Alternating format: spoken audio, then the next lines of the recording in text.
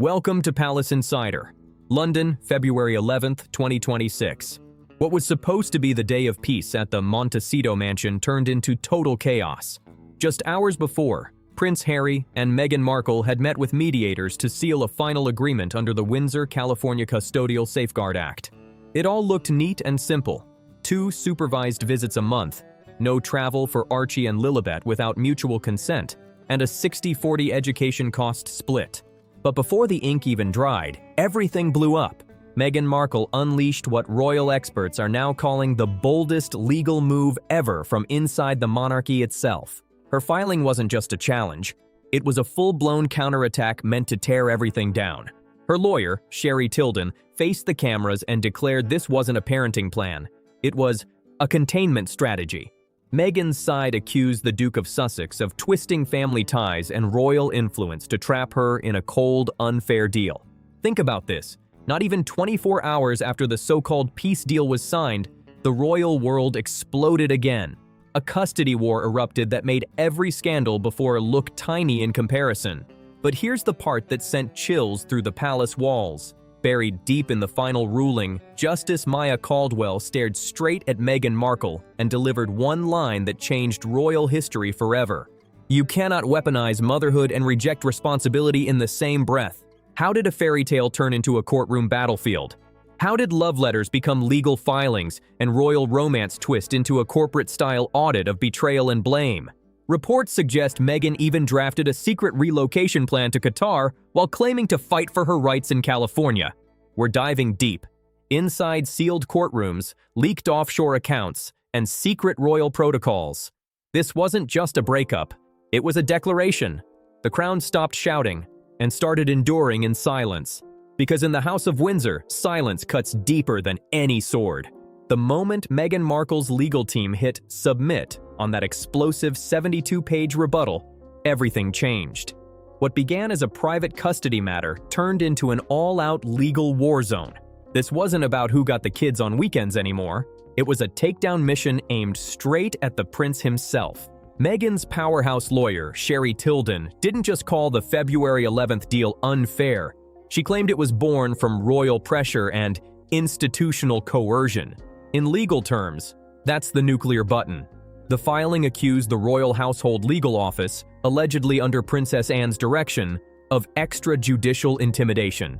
According to Meghan's camp, private info was leaked to the press on purpose, all to weaken her case and push her into a bad deal. But the real shocker? The document went after Harry personally. For the first time in an official record, Meghan's team resurfaced old rumors, demanding a full mental health review of the Duke of Sussex. They even listed 3 times between 2017 and 2019 when he allegedly vanished during key royal events, plus 1 moment of verbal aggression tied to drinking in early 2018. To outsiders, it felt like a total betrayal of everything Harry and Meghan once stood for. The couple who once preached healing and unity were now tearing each other apart with precision and paperwork. Meghan's legal team argued that while Harry's post-2020 presence was mostly symbolic, her role had been the backbone of everything. In her eyes, he was the face, she was the force. Then came the bombshell, the 5 evaluative pillars. Meghan's side flipped the story, using California family law to focus on income, housing, parenting history, spousal conduct, and mental health. The message couldn't have been louder. In California courtrooms, a prince is just a dad, and a duchess is a mother fighting a global power that shut her out. She challenged the 60-40 school cost split, claiming it was unfair since her income tanked after the palace allegedly cut key brand ties on February 6th. And she didn't stop there. Meghan asked for $187,000 a month in spousal support, citing career disruption and reputational harm caused by royal fallout. But that's where the real tension grows. Because if those claims about Harry's erratic behavior were true, everything was about to spiral even further. If those incidents dated all the way back to 2017, the year they got engaged, why were they suddenly being thrown into the ring now in 2026? The palace's reaction came fast and cold. Officials brushed it off as strategic flailing, saying every royal office involved had acted strictly by the book to protect the heirs. One senior aide close to Princess Anne even told reporters that Meghan's side was mixing visibility with victimhood. But Harry's legal squad, led by Miles Armitage, was already ready for battle. They dropped a 17-page preemptive defense loaded with receipts. It didn't just deny Meghan's accusations, it flipped the story on its head. The document showed school withdrawal forms allegedly signed by Meghan in December 2025 without Harry's approval, plus travel plans to Doha and Dubai lined up for early 2026. The real bombshell? A handwritten note about brand visibility for Archie and Lilibet. It hinted that while Meghan accused Harry of using the kids for publicity during a heated mediation on February 9th, she was allegedly planning a multi-million-dollar branding push in the Middle East herself. As we dig deeper into this next chapter, the real tension jumps out. The contradiction. Meghan painted herself as a mother fighting a royal machine, yet her own internal papers hinted at plans for a whole new corporate empire. She demanded a full clean room renegotiation under a neutral mediator from the U.S. Department of Child Welfare Arbitration. That move alone was a direct challenge to royal authority. She also wanted Princess Anne and Prince William to step back completely, to drop any formal or informal guardianship claims. That defied the 2024 Windsor, California Reciprocal Accord, the very treaty her own team once backed to protect her royal status. So people began asking, was this truly about the kids, or was it about control over the story, the power of her own narrative? A hearing was set for February 16th at the Santa Barbara Family Court. But before it could happen, a new twist appeared. A 33-acre Gloucestershire estate and a frozen $7.8 million portfolio. The talk stopped, the evidence war started. And while the public split in opinion, the royals stayed quiet. Not from fear, but from strategy. Because their silence wasn't surrender, it was set up. In the Sussex world, image was everything. Until February 2026, when the true price of that image exploded into public view. The financial filings submitted to the California Superior Court weren't just paperwork. They were an 87-page autopsy of a collapsing empire. To outsiders, Harry and Meghan looked like global do-gooders, but to the court's accountants, they were a financial disaster wrapped in designer labels. The filings revealed a jaw-dropping $2.3 million in personal spending racked up on joint credit lines between 2022 and 2025. While fans were watching Netflix specials and reading memoirs, money was quietly draining away. The breakdown read more like a luxury catalog than a family ledger. $480,000 on fashion from Hermès, Dior, and Elie Saab, $670,000 on private jets for solo getaways to Abu Dhabi and Nice, and another $310,000 poured into media coaching and image makeovers. It was a desperate bid to buy back a fading spotlight. And Harry's legal team didn't just wave these receipts around, they used them as ammunition. Harry's legal team came armed with receipts and context. They dropped American Express and HSBC statements cross-checked with Archewell's corporate spending logs, exposing what looked like personal luxuries masked as charity work. The accusation was bold. Luxury spending was allegedly being funneled through foundation sub-accounts. Then came a leaked deposition from a former Archewell accountant that made jaws drop. The staffer claimed invoices were reworded after the fact, labeled as brand representation or philanthropy alignment, to hide that donor money was actually covering designer bags and media escorts. It was the exact opposite of the global service mission they once promised. But the money trail didn't stop there. It crossed oceans.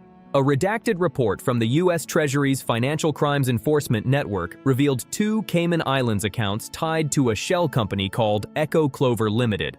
Registered in the British Virgin Islands and linked to an Archewell trustee, these accounts allegedly pulled in $890,000 from Dubai event organizers, none of which appeared in foundation filings or Meghan's personal tax reports.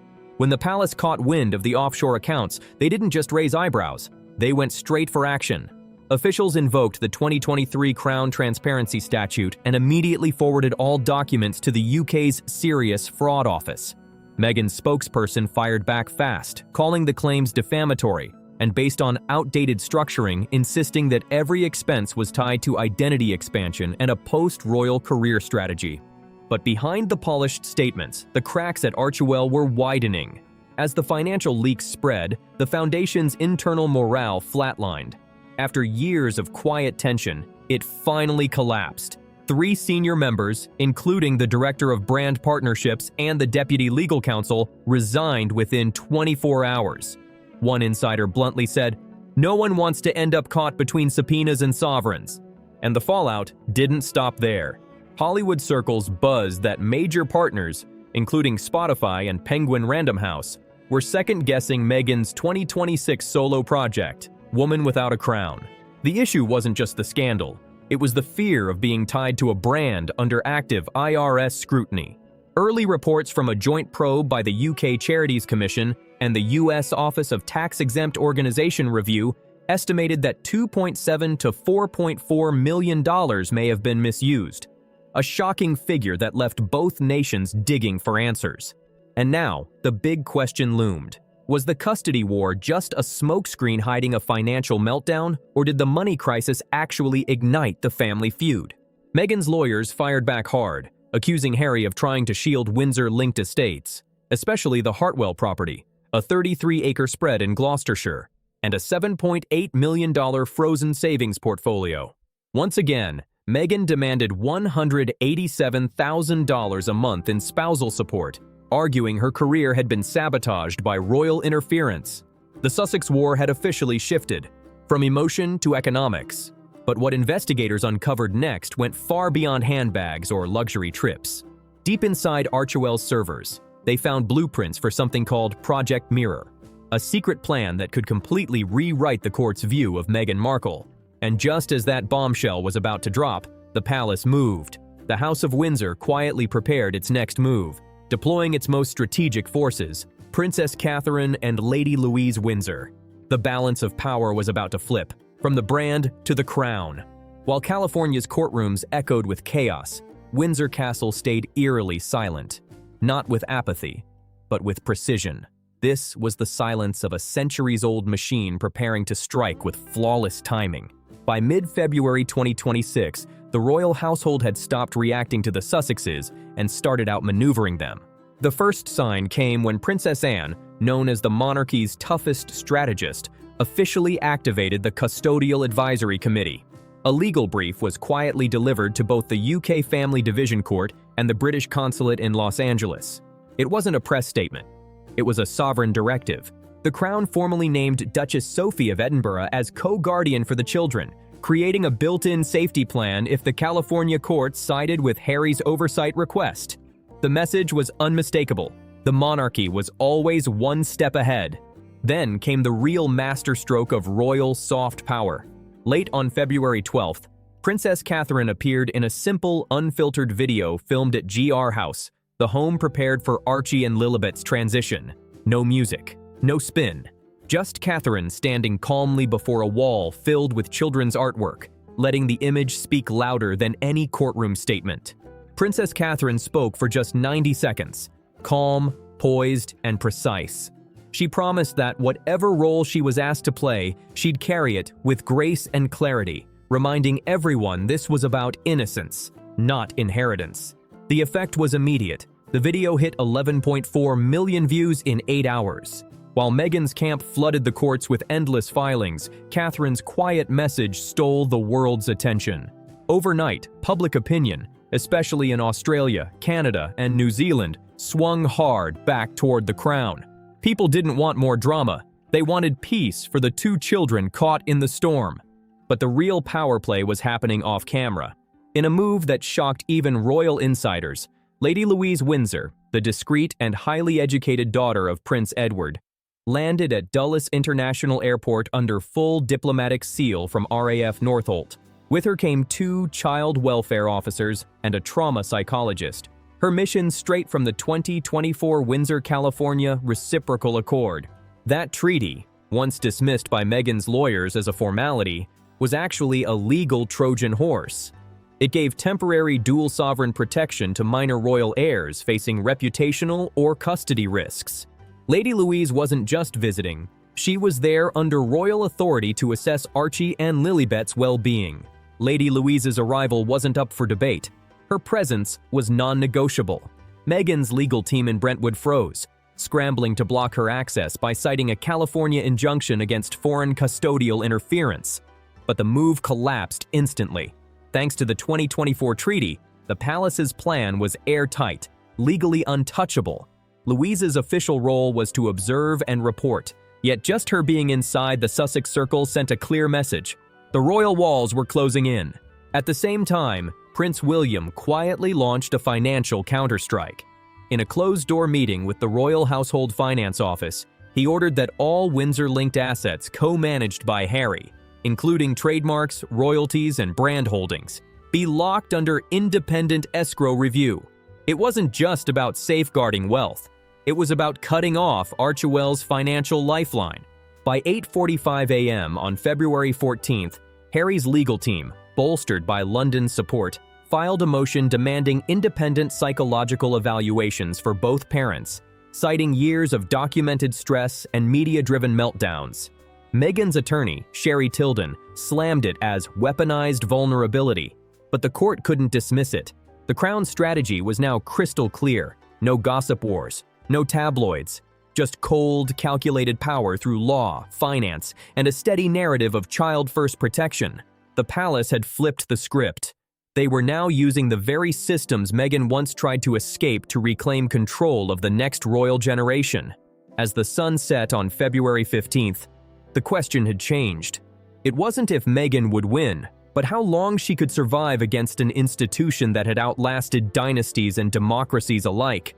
But even the palace wasn't ready for what their forensic IT team was about to uncover. Buried deep inside Archewell's encrypted servers, investigators found a hidden file that changed everything. Proof, they claimed, that Meghan wasn't just fighting for custody.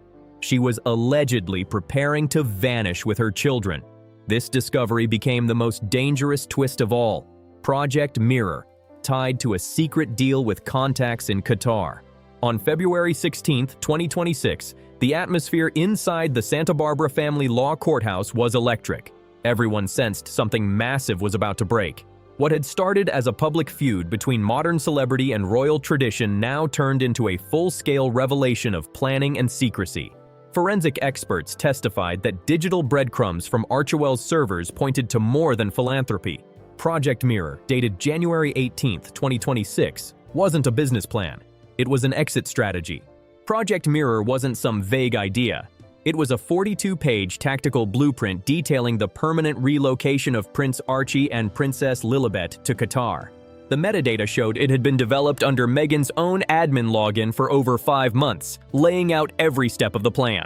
According to investigators, it included a multi-year media development deal with a subsidiary of the Qatari Sovereign Fund, not for humanitarian projects or charity films, but for exclusive access to the royal children's lives. The plan even called for honorary dual citizenship through sponsorship, a move that would slip the kids into a different legal zone, dodging custody rules in both the UK and the US. There was even mention of a luxury international school in Al Ali, with enrollment paperwork already drafted but unsigned. When Project Mirror was officially read into the court record, the room froze. Witnesses said Prince Harry went pale, sitting silently beside his legal team. After years of defending Meghan from claims of manipulation, he was suddenly staring at a document suggesting she'd been planning to take their children somewhere his legal rights would vanish completely. This was the breaking point. The exact moment the Windsor machine had been waiting for.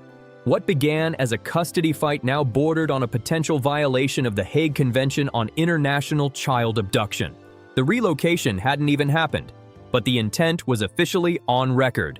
Meghan's attorney, Sherry Tilden, scrambled for damage control, claiming Project Mirror was nothing more than a creative hypothetical, a symbolic brand exercise exploring the challenges faced by a woman of color seeking refuge from institutional bias. But the data didn't lie. Forensic experts presented aviation logs showing 3 private flights between Van Nuys and Doha in late 2025, all booked under a shell company. Suddenly, the public narrative of Meghan as a misunderstood mother began to crack under digital evidence.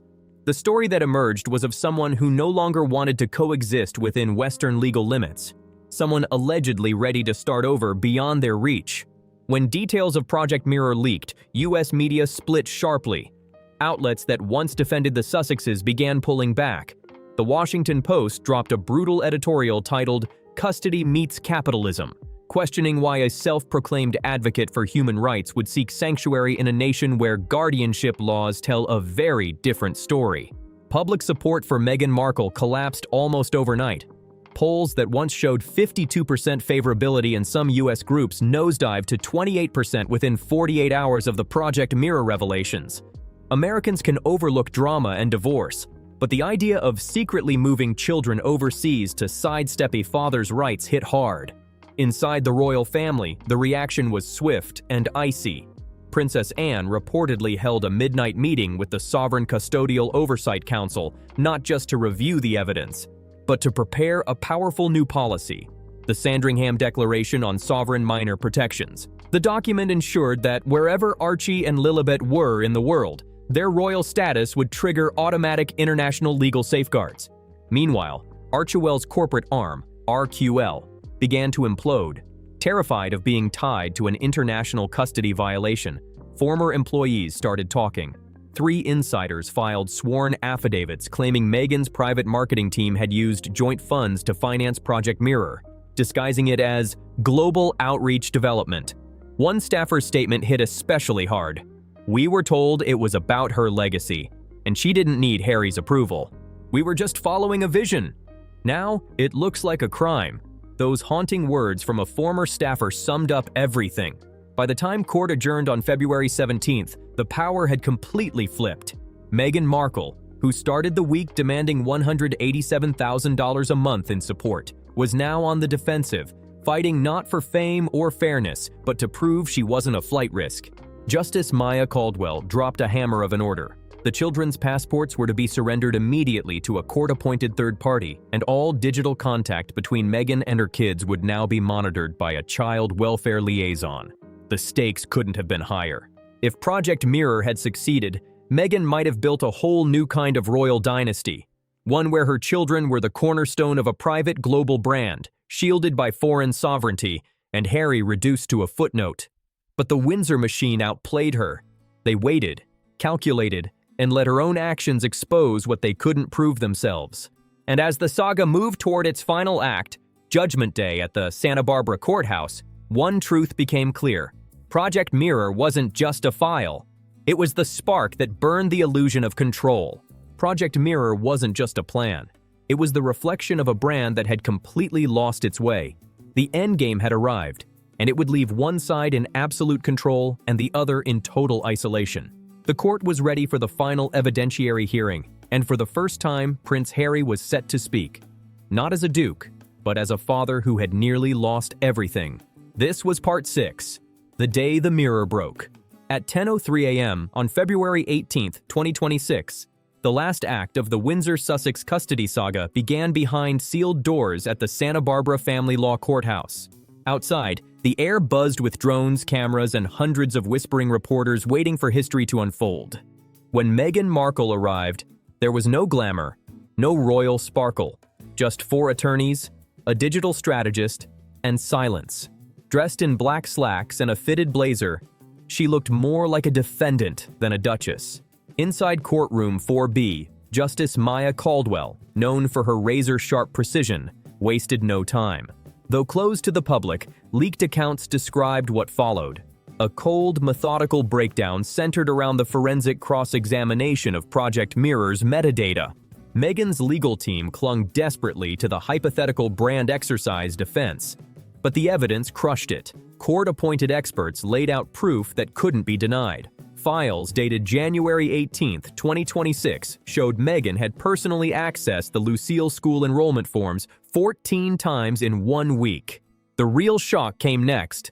Investigators uncovered an encrypted message sent from Meghan to a Qatari legal consultant requesting a sovereign guarantee of custodial non-extradition. When Justice Maya Caldwell calmly asked Meghan to explain why such a clause would be necessary, the courtroom froze for 30 long seconds. Meghan stayed silent. Her lawyer, Sherry Tilden, tried to intervene, but it was already over. The intent to sidestep both US and UK jurisdiction wasn't speculation anymore. It was proven fact. The hearing then turned to Archewell's financial chaos. $1.1 million wired to the UAE and $480,000 blown on high-end fashion.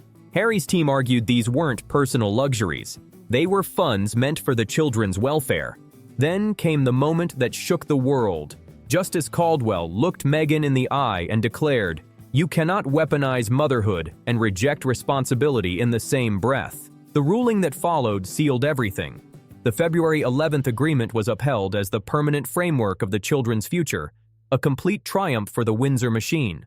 All relocation was officially banned, no moves without mutual written consent, and a $5 million bond to back it up. But the real blow came with the penalties. Meghan was ordered to repay $1.3 million to the frozen joint estate within 90 days for misused Archewell funds, and the Archewell Foundation itself was to be dissolved, its remaining assets locked until redistributed under charitable trust law. Then came the digital hit. Meghan lost control of the @ArchieLilibet social media account and its 3.2 million followers, which were handed over to the Royal Child Welfare Trust. Even more shocking, the court barred her from launching or trademarking anything with the words Arch, Windsor, Sussex, or Lilibet for 10 years, labeling them institutional assets, off-limits for personal or commercial use. As Justice Caldwell read the verdict, witnesses said Meghan stayed completely still. No tears, no outburst, just a cold, unreadable stare while her lawyers whispered urgently beside her. Across the room, Prince Harry sat with his head down, eyes closed, not celebrating, just worn out. At 1:23 p.m., Meghan Markle walked out of the courthouse, a quiet exit that stood in stark, haunting contrast to the dazzling entrance she once made into the royal world 8 years before. There were no black SUVs, no Archewell staff, no flashing cameras. Meghan Markle simply stepped into a modest car driven by an assistant and left, quietly, almost invisibly. For the first time since 2018, she stood alone in the eyes of the law. The fallout came fast. Within 2 hours, the Royal Gazette officially updated its records. Meghan's name was erased from all royal trustee posts. Soon after, the Grey House Protection Act was ratified, ensuring that Archie and Lilibet would remain under the joint guardianship of Princess Catherine and Duchess Sophie whenever they were in the UK. Then, just as the sun dipped below the horizon, came the final blow, not from the crown, but from Harry himself. A handwritten note appeared on the royal family's official site, signed not as a duke or a prince, but as Henry Charles Albert David. It read, "I will never be perfect, but I will be present. I will be a father before I am anything else. The money war, over. The custody battle, done. The brand war, lost." The monarchy hadn't fought with rage or revenge, but with law, legacy, and silence. And as the world looked back toward Windsor, one truth echoed. The crown had secured its future by protecting its children. The Sussex era didn't end with a roar. It ended with a 1,000-word judicial order that quietly restored the crown's control. February 18th, 2026, would forever be remembered as the day the mirror shattered. In the days that followed, a haunting stillness settled over both sides of the Atlantic. The drones that once buzzed endlessly above Montecito vanished, chasing fresher scandals elsewhere. For those at the heart of this 6-year saga, that silence was the sharpest consequence of all. Meghan Markle now stood in a world she barely recognized, her name globally known, yet legally restrained. The 10-year trademark ban turned her once powerful brand into a digital cage. She was famous, yes, but stripped of her narrative control. The $1.3 million repayment order was only a fraction of the fallout. The real loss was the collapse of the Sussex aura itself. Without her royal ties or the Archewell engine, her empire became an empty shell.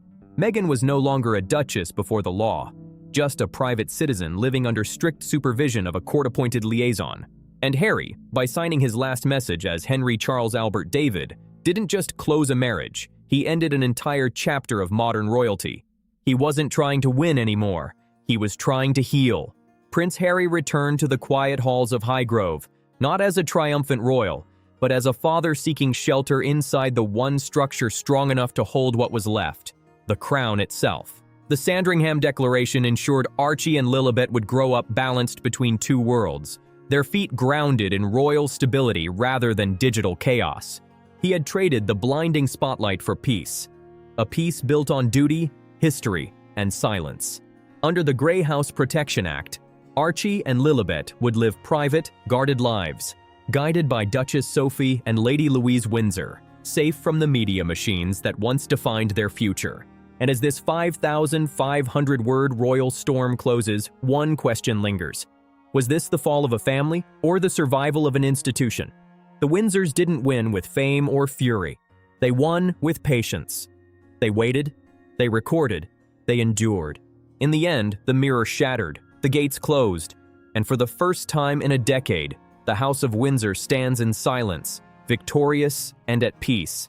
What do you think? Was this justice or power at play? Like, comment, share, and subscribe for more royal deep dives. See you in the next one.